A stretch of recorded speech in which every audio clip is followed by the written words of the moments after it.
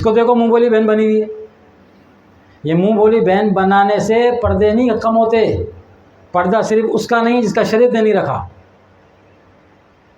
باقی پردے اپنی جگہ پر ہیں، تقدس اپنی جگہ پر ہے. فرمایا کہ وہ دیوس ہے وہ شخص جو ان باتوں کا خیال نہیں کرتا. اور دیوس کا مطلب ہے کہ اللہ تبارک و تعالیٰ اس پر نظر رحمت نہیں فرماتا، اور جب نظر رحمت نہیں فرماتا تو فرمایا کہ اس پر اللہ کی لعنت ہوتی ہے. لعنتی ہے وہ شخص، دوسرے معنوں میں الفاظوں میں لعنتی ہے زمین پر وہ شخص اللہ کی طرف سے جو اس بات کا خیال نہیں کرتا کہ اس کے گھر میں کون آتا ہے اور کون جاتا ہے. دوستی کے نام پہ. ایمان سے بتاؤ، مرد ہو نا، ایمان سے بتاؤ آپ کہ نام میرے کو دوست، بھلے آپ کا جگری یار ہے، بھلے آپ کو بیوی کا بھائی بنا ہوا ہے، آپ کا سگا یار بنا ہوا ہے، مرد کی ایک دلی کیفیت ہوتی ہے. وہ آپ کی گھر والوں کا نہ تو کسی حوالے سے سگا نہیں ہے، دوست ہے، بہت باہر کا بندہ ہے. جب وہ گھر میں آئے گا تو آپ جان سکتے ہو کہ اس کے دل میں ہمارے گھر والوں کے لیے کیا جذبات آ رہے ہوں گے، کن آنکھوں سے وہ دیکھ رہا ہوگا، جان سکتے ہو.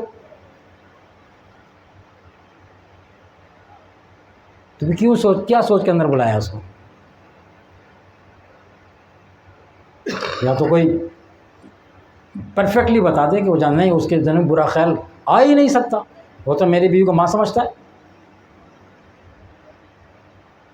آ ہی نہیں سکتا. اللہ نے فرمایا جو تم نے بنایا نا، کسی کو ماں کہہ دیا، کسی کو بیٹی کہہ دیا، کسی کو فرمایا یہ تم نے بنایا، یہ تم اس کے مکلف ہو، تم زبانیں دی ہیں، اللہ اس کا پابند نہیں ہے. یعنی جس کو تم نے ماں کہا ہے اس سے تمہارا نکاح ہو سکتا ہے، جس کو تم نے بہن کہہ دیا ہے اس سے تمہارا نکاح ہو سکتا ہے. تمہارے بنائے ہوئے رشتے ہیں، اللہ کے جو رشتے بنائے وہ ہیں. ماں ہے ماں ہے تو ماں ہی ہے، بہن ہے تو بہن ہی ہے. اس سے رشتے، اس سے نکاح نہیں ہو سکتا. یا وہ جیسے حرمت والے ان سے نکاح نہیں ہو سکتا. وہ جو تم نے رشتے خود بنا لیے ہیں، کسی کو منہ بولی ماں کہا ہے، کسی کو منہ بولی، تو نبھاؤ، تمہارا کام ہے. لیکن اللہ کے نزدیک تم ان سے نکاح کر سکتے ہو. اب جس سے نکاح ہو سکتا ہے وہ تو نام میرا ہوئی کہ نہیں ہوئی، بھلی ماں بولتے رہو، بھلی بہن بولتے رہو. میں سگی بہن زیادہ چاہتا ہوں، سگی بہن زیادہ چاہتا ہوں. اندر کے چھپے ہوئے شیطان کو آپ نہیں جانتے، نہیں جانتے ہو. ہر بندہ جانتا ہے، نفس کی خواہشات کو ہر بندہ جانتا ہے. اپنے آپ کو دھوکے میں رکھنا ایک الگ بات ہے، اپنے آپ کو مطمئن کر خیر ہے یہ الگ بات ہے، لیکن اپنے اندر کے نفس کی شرارت کو ہر بندہ جانتا ہے. اس لیے فقیر نے کہا کہ وہ جو گھر میں آیا ہے آپ اس کی نیت سے واقف ہو، وہ کس نیت سے آپ کے گھر والوں کو دیکھ رہا ہے. نہیں ہو سکتے واقف، تو قدرت نے دروازہ بند کر دیا. تم نیتوں سے واقف نہیں ہو سکتے، ٹھیک ہے. چادر چار دیواری یہ تمہارا تحفظ، یہ اس سے تمہاری عزتیں محفوظ ہوں گی. ورنہ لوگ نگاہوں میں تمہاری عزتوں کو اچھالیں گے. عزتوں کو اچھالنا زبان سے ہی نہیں ہوتا. کوئی ایسے ہی کہہ دے نا، کوئی ایسے ہی کہہ دے کہ ایسے کر کے دیکھا تھا اس کو، اس انداز میں صرف دیکھا تھا اس کو، اس کے گھر والوں کو دیکھا تھا. چار دوستوں میں بیٹھ کے وہاں سے اٹھ کے آئے چائے پی کے، اور وہاں کے بولے دیکھا تھا اس کا. اس کی نظر بتائے گی کسی دل میں کیا تھا. تو عزتیں تو نظروں سے بھی اچھلتی ہیں. ہم خواب خرگوش کے مزے، یہ کیا ہے، یہ سب دین سے دوری کا وبال ہے. اور دین وہ بہت مشکل ہے، وہ سیکھنا نہیں ہے. دین کے قبول کرنے ہی میں عزت ہے، دین سے دوری میں ذلت ہے. دین سے دوری ضلالت ہے. دین سے دوری ہمیں دیوس بناتی ہے.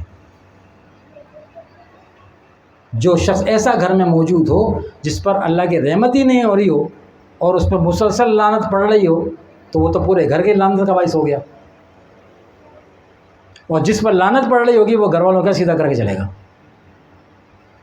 تو پوچھا جائے گا، آخری بات سننے، پوچھا جائے گا.